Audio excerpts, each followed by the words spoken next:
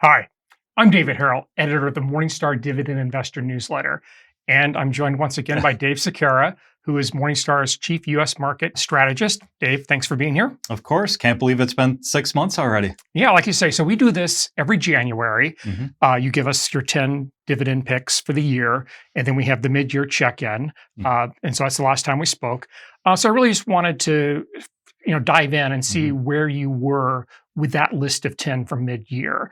And I know you're keeping some and you're going to swap some of the others out.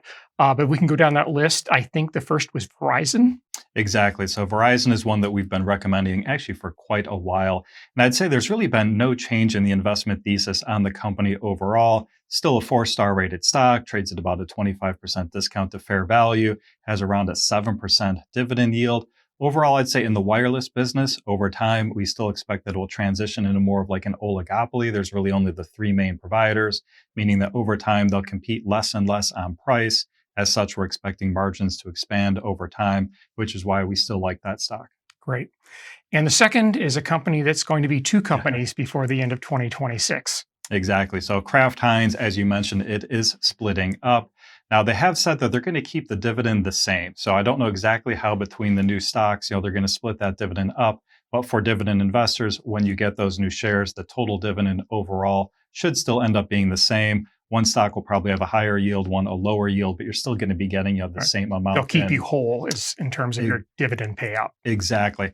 Still a 5-star rated stock, trades at over a 50% discount to fair value. So again, still another one where like in the food sector overall, a lot of those companies have been under margin pressure. Essentially they're seeing, volumes under pressure quite a bit, still trying to raise their prices to catch up with where inflation's been the past couple of years. But over time, as those margins normalize, we expect that the intrinsic value on those stocks, continue to keep moving up as well. Got it.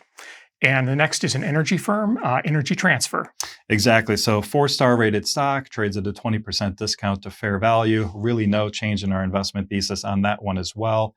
What I've seen over the past year with oil prices, still kind of around that $60 a barrel basis, that's been coming down over several years in a row now. Just some negative market sentiment in that market overall, which is, I think, kind of kept this stock under pressure as well. I would just note that for a company like this as an MLP, they're getting paid for the amount of volume going through as opposed to what the price on the underlying is. So again, no change to the investment thesis. We still find this one to be pretty darn attractive. Okay. And just for tax purposes, investors should know it is a master limited partnership. Exactly. Okay.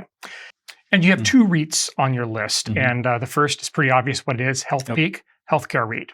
Yeah, so Healthpeak, also a 5-star rated stock, trades at a very deep discount to fair value, about 40%, over 7% dividend yield.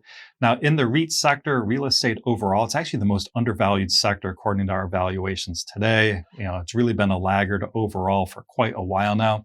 Now, personally, within the real estate sector, I prefer steering clear of urban office space. I still don't like the risk-reward dynamics there, but we see a lot of value in REITs, specifically those that have more defensive-oriented characteristics. In this case, medical office buildings, physician offices, research development facilities, laboratories, and so forth. So I think this one's still really interesting for investors. I think what's been holding this stock back is in that space, real estate investors have really been looking for REITs that have more organic growth than what we've been seeing in this story. But based on the assets that this company has and our valuations, it still looks very undervalued today. Okay. And the second REIT is Realty Income. Yeah. So 5-star rated stock, trades at a 20% discount to fair value. I think the dividend yield's about 5.5%. Now with this company, they have a very diversified portfolio, over 15,000 different locations, most of them freestanding, more often than not, more defensive type retailers. So I think a lot of investors may steer clear of this one because they don't want that type of retail exposure in their portfolio. I think there's enough diversification in here that I'm not worried about it, especially because they are more defensive, in nature. So another one I think investors, should be taking a look at today. Okay, great. And I just point out both Healthpeak and Realty Income pay a monthly dividend, which, in and of itself doesn't increase the yield, but it does smooth out the income over the year, as opposed to quarterly payments where your portfolio can have a little bit of lumpiness in when the dividends are coming in. And then You have a couple that you're just going to do a one-for-one swap, one stock for another within the same sector. And the first is Duke. Yeah, so I would recommend swapping a Duke out. So that would be the buy, and then Portland General, which is one we had recommended in the past. It's just a matter of the stock price on Portland General has done very well. I believe it's up, over 20% since we had recommended it. Duke stock, has lagged. So in this case, with that swap, you actually give up a little bit of dividend yield, but Duke is trading at a deeper discount to fair value. So I like that pickup. But then also when I look at the characteristics of this company and look at Duke, we think that Duke probably has, better constructive or more favorable regulatory environments, for shareholders. Plus where it's situated, I think that when you look at AI, the demand and how that's increasing for electricity, Duke is going to be better position than Portland General to be able to grow with that demand over the next 3 to 5 years. Okay. And you're also swapping out one utility for another, adding Alliant and moving Eversource out. Yeah, so this is another one. So Alliant trades at a little bit more of a discount, gives up a little bit yield, but you're buying it at a 7% discount, 4-star rated stock, 3.1% dividend yield. Somewhat similar story. I think you're better positioned, in the geographic areas that they're in. They do have, better exposure to that longer term demand growth for electricity from artificial intelligence. Okay. And then the three others that you're going to remove from your recommendation list. The first is UPS. Yeah, so UPS, just between how much that stock had moved up from when we recommended it. Unfortunately, we have actually cut our fair value a little bit on that one as well. So at this point, it's moved into that 3-star territory. Taking a look at the fundamentals of the company this year, looking at their free cash flow, they may or may not have enough free cash flow to be able to cover that dividend. So for now, our analyst thinks they're still more likely than not to keep their dividend steady at this point, but there's definitely risk this year as far as whether or not they may cut that dividend. And especially if the economy were to take a turn for the worse this year or in the next year, I think that dividend risk is probably more than what I think most dividend investors would prefer to have in their portfolio today. Yeah, I think the Morningstar analysts said they weren't explicitly modeling a dividend cut, but at the same time, they wouldn't be surprised if one happened. Exactly. Okay. And the second is KeyCorp. So with KeyCorp, it's just really a matter of that stock has moved up over 30% since we initially recommended it, puts it well into 3-star territory. Fundamentally, everything still seems to be going very well, so I don't have a problem with it from that perspective.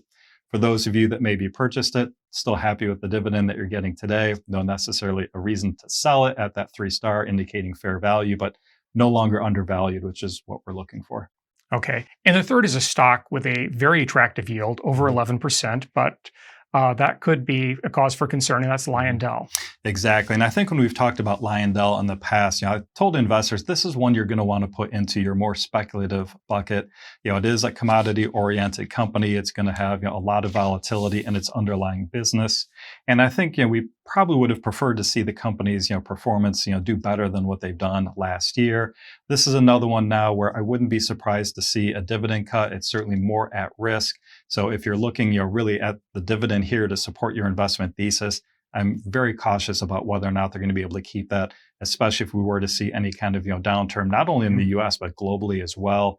And China is one area where I'm very concerned about the rate of deceleration in their economy, might be picking up steam. So again, very cautious on this one. And I would say for most investors, if you're really focused on that dividend, just know there's a pretty good risk in that one today.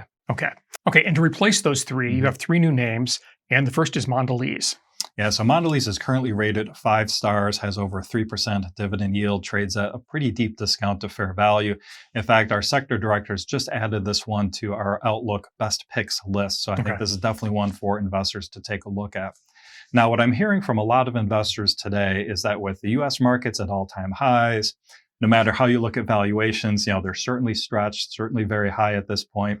A lot of cases justifiably so. A lot of people are looking for more international exposure. And I think this is one way that you can get that international exposure, specifically in emerging markets, without necessarily having to buy emerging market risk in and of itself. So you're buying a US firm that has that exposure. Exactly. I think about 40% of their revenue are in the faster growing emerging markets. That's almost double a lot of the other US food companies. So again, I think this is a good way that you can get that emerging market exposure without necessarily going deep into the emerging markets, and buying those stocks in and of themselves, which of course are going to have much higher risk profiles than a lot of US stocks. Okay. And your next name is actually a dividend aristocrat, and that's Clorox. So Clorox is rated 5 stars, again, trades at a very deep discount to fair value. And I'd actually say this is a pretty rare opportunity for investors. If you look at our price to fair value metric over the past decade, there's really only been a couple of other instances we've seen it trade into 5-star territory. Now, I took a quick look at the model on this one, before we came down, and I think our top line growth forecast is pretty modest. Over the next 5 years, we're only averaging in 1.3% compound annual growth rate. Now, the margins have been under pressure the past couple of years, similar to a lot of these other names in food and consumer packaged goods. They've had a tough time raising their prices as fast as their own cost of goods sold because of inflation.